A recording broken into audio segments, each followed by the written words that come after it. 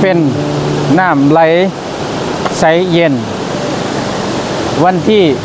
28เดือนเมษายนเนาะนะธรรมะเสาร์วันนี้นะจริกธุดงค์ปีกวิเวกอยู่กับธรรมศาสตร์เพื่อหยังเลยนะว่าอามินเนาะเพื่อคัดเก่าเพื่อฝึกหัดบุคคลที่พวกท่านเก่ง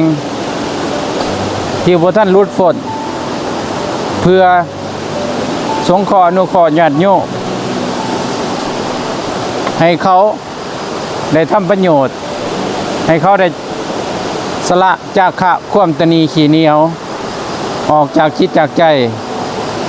เนาะให้เขาได้สร้างบารมี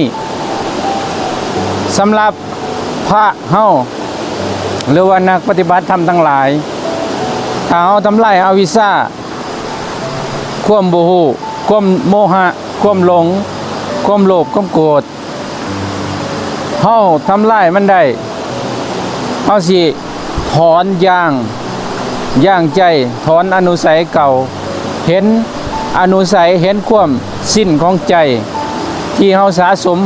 มายาวนานหลายภพหลายชาติ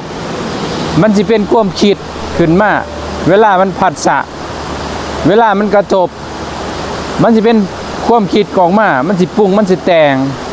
ฉะนั้นความปรุงแต่งเฮาอย่ารังเกียจมันเลย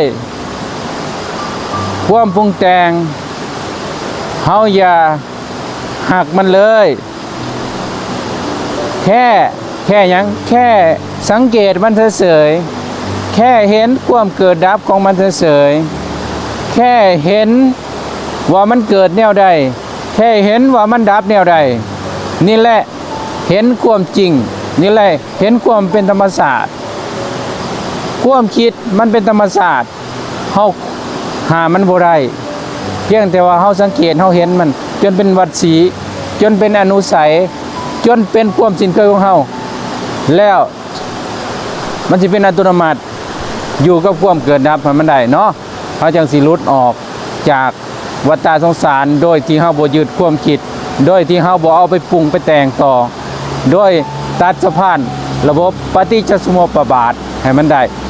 สิ่งนี้มีสิ่งต่อไปจึงมีสิ่งนี้บ่มีสิ่งต่อไปก็บ่มีเนาะอนุโมทนาสาธุ